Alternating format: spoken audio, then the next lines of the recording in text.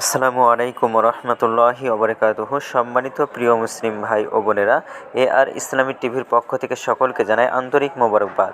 আশা করি সকলে ভালো আছেন। আমিও আলহামদুলিল্লাহ আল্লাহর রহমতে ভালো আছি। আজকে আপনাদের মাঝে আলোচনা করব শবে বরাতের রোজা 2024 সালে কত তারিখে হবে এবং শবে বরাতের রোজা কয়টি এবং কিভাবে রাখবেন, নিয়মটা কি, চলুন আমরা জেনে নিই। তো বাংলাদেশের বেশিরভাগ ক্ষেত্রে সবাই ইংরেজি বছর হিসাব করে, সবাই ইংরেজি তারিখ হিসাবে বিভিন্ন দিবস এবং শবে বরাত পালন করে। অনেকেই 2024 সাল কবে শবে বরাত শুরু হবে এবং কত তারিখে রোজা রাখতে হবে এই তথ্যগুলো জানার চেষ্টা করে, কারণ অনেক ক্ষেত্রে মানুষের কাছে সঠিক খবর পাওয়া যায় না।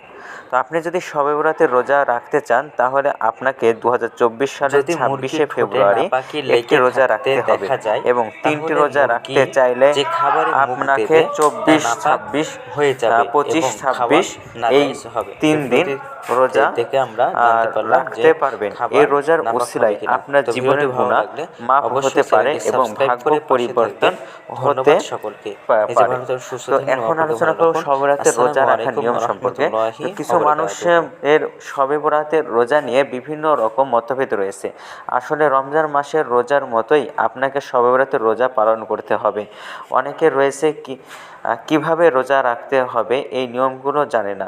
আপনাকে শেষ রাতের প্রথমে সেহরি খেয়ে নিতে হবে। এরপর যখন সূর্য ডুবে যাবে, মাগরিবের আজান শুরু হয়ে যাবে, তখন আপনি আপনার রোজা ভাঙতে পারবেন। সঠিক আপনি রমজান মাসের রোজার মতোই নিয়ম অনুযায়ী শবে বরাতের রোজা রাখতে পারবেন।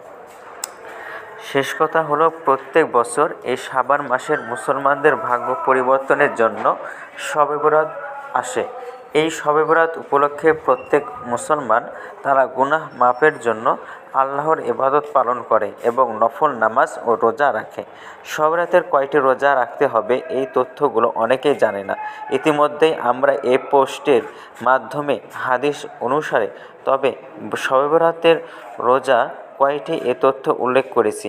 আশা করি আপনি আমাদের এই সম্পূর্ণ পোস্টটি পড়ে সব দেখে শুনে এবং শবে বরাতের রোজা নিয়ে বিস্তারিত তথ্য জানতে পারবেন। ধন্যবাদ সকলকে।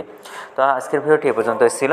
আর এই সূত্রটা দিয়েছেন ইসলামিক ফাউন্ডেশন। ভিডিওটি যদি আপনাদের ভালো লাগে তো অবশ্যই চ্যানেলটি সাবস্ক্রাইব করে পাশে থাকবেন। ধন্যবাদ সকলকে।